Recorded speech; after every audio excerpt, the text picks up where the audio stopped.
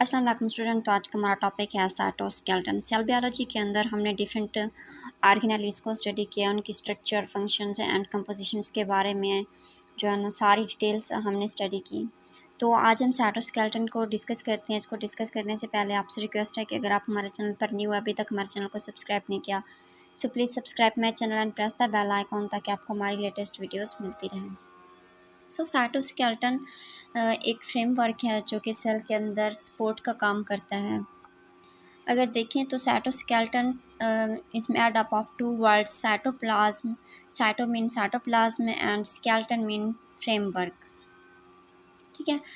Well the skeleton words mean for framework just like human body. जिस तरह human body के अंदर हमारा जो स्केलेटन है हमें क्या करता है, स्ट्रक्चर और सपोर्ट शेप मुहैया करता है बॉडी को, इसी तरह जो साइटोस्केलेटन होता है साइटोप्लाज्म के अंदर जो स्केलेटन होता है वो भी क्या होता है, इसी तरह से काम करता है कि क्या करता है, हमारे सेल की शेप को और स्ट्रक्चर्स को क्या करता है, उनको मेंटेन करता है।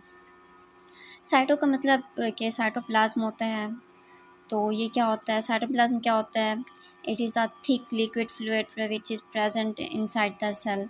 ठीक है। अगर आपने साइटोप्लाज्म को स्टडी नहीं किया तो मैंने इसके ऊपर एक वीडियो बनाई थी, अगर आप चाहें तो उसको जो है ना स्टडी कर सकते हैं, देख सकते हैं। उसके अंदर मैंने सारी डिटेल्स जो है ना दी हुई हैं।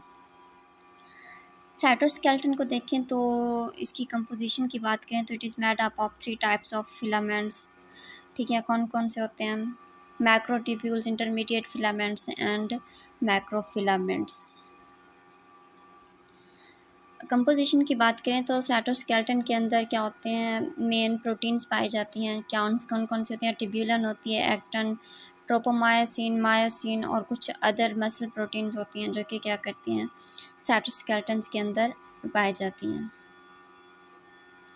अगर हम मैक्रोट्यूब्यूल्स को देखें तो मैक्रोट्यूब्यूल्स में क्या होता है कि इनकी जो कंपोजिशन, इसकी हम अगर नेम से ज़ाहिर हो रहा है कि मैक्रो मीन छोटी एंड ट्यूब्यूल्स मीन टू से कम फ्राम ट्यूब से वर्ड निकला है जिसकी वजह से हम इनको ट्यूब्यूल्स कहते हैं। ये क्या होती हैं, दीज आर सिलेंड्रिकल होती हैं और अंदर से क्या होती हैं, हॉलो होती हैं। एक्चुअली ये किस चीज़ से मिलकर बनी होती हैं, एक प्रोटीन से मिलकर बनी होती है जिसका नाम होता है ट्यूब्यूलिन प्रोटीन। तो ये दो डिफरेंट टाइप्स की ट्यूब्यूलिन प्रोटीन जो होती है ना, कंबाइन होकर एक दूसरे के साथ कंबाइन होकर क्या बनाती हैं, मैक्रोट्यूब्यूल्स बनाती हैं।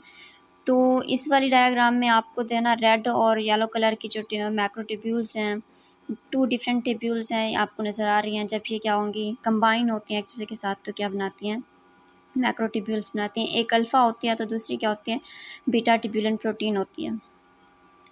They are combined together sparely and alternatively to form macrotubules. Macrotubules की अगर हम लेंथ की बात करें कि कितनी लार्ज फाइबर्स होती हैं तो ये कितनी होती हैं, 23 नैनोमीटर्स इनका डायामीटर होता है, यानी कि सबसे मोटी जो है ना इनकी क्या होती है, लार्ज होते हैं। अगर फंक्शंस की बात करें तो ये क्या किस में पाई जाती हैं, मैक्रोट्यूब्यूल्स आर प्रेजेंट इन फ्लैजेला, सीलिया। ये सेल के अंदर फ्लैजेला और सीलिया के अंदर पाई जाती हैं जिसकी वजह से क्या करती हैं, अलाउ करती हैं सेल को ताकि वो मूवमेंट कर सके, हेल्प करती हैं मूवमेंट में। इसके अलावा जो होती है ना मैक्रोट्यूब्यूल्स प्रेजेंट होती हैं इन स्पेंडल फाइबर्स के अंदर प्रेजेंट होती है। अब ये स्पेंडल फाइबर्स में क्या करती हैं कि इनका मैक्रोट्यूब्यूल जो होते हैं ना वेरी इंपॉर्टेंट होती हैं इन सेल डिवीजन्स में। इसके अलावा जो होते हैं ना हेल्प करती हैं कि ये जो है ना ट्रांसपोर्ट मटेरियल्स को के लिए हेल्पफुल होती हैं। कौन, मैक्रोट्यूब्यूल्स। फंक्शंस की बात की हमने कि क्या होती है, असेंबली होती हैं और स्पेंडल स्ट्रक्चर्स जो होते हैं ना ये बनाती हैं कब, मियोसिस के दौरान।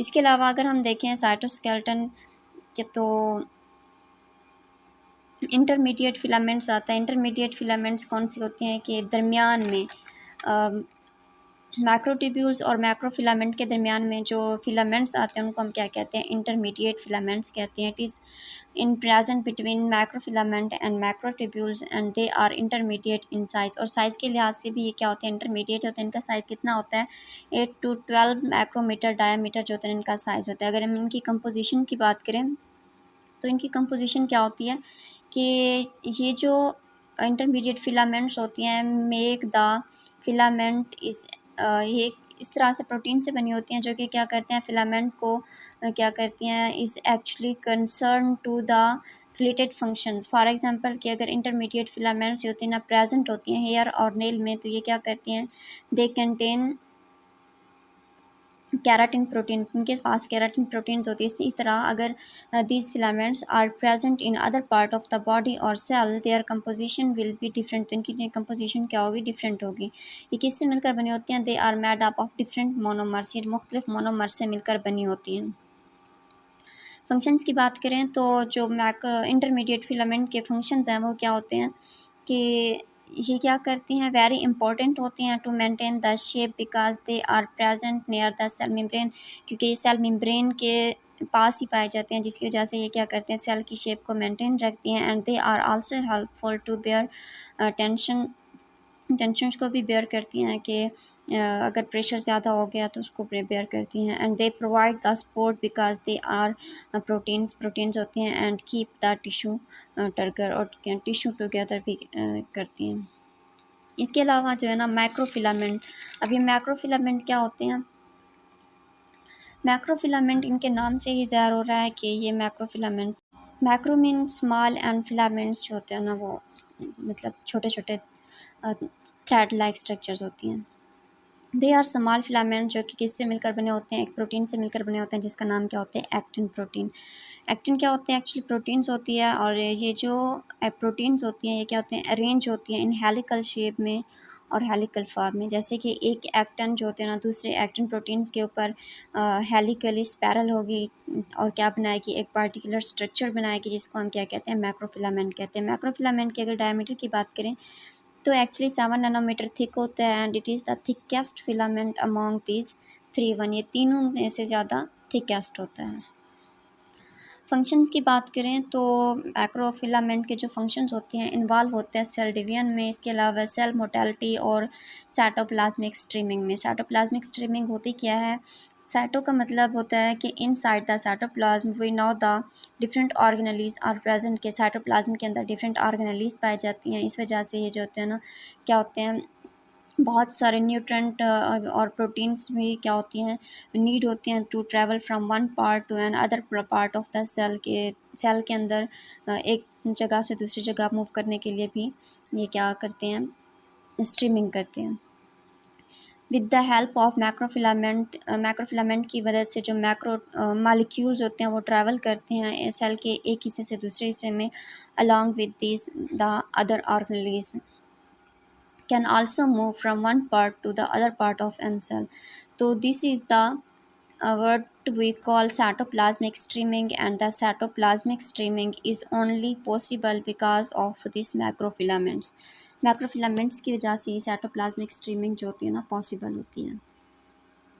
इसके अलावा इसका जो मैक्रोफिलामेंट का एक और फंक्शंस क्या है कि जो मैक्रोफिलामेंट्स होते हैं also part of muscle cell के पार्ट होते हैं इन द मसल सेल के अंदर। They combine with myosin and other protein, actin and other protein myosin के साथ कंबाइन होते हैं और ये क्या करते हैं, दोनों मिलकर वर्क करते हैं in contraction and relaxation of the muscle.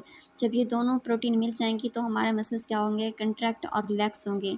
If muscle can once contract and relax, then actin protein is very important and actin protein is present in the form of मैक्रोफिलामेंट्स। तो मैक्रोफिलामेंट की फॉर्म में actin protein पाई जाती है। अगर हम यहाँ पर देखें तो यहाँ पर हमें पूरी डायग्राम दिखाई गई है साइटोस्केलेटन की कि सबसे ऊपर क्या होता है, प्लाज्मा मेम्ब्रेन, उसके बाद endoplasmic reticulum, then intermediate filament, ribosomes, mitochondria, macrotubules and last में क्या होते हैं, मैक्रोफिलामेंट्स होती हैं।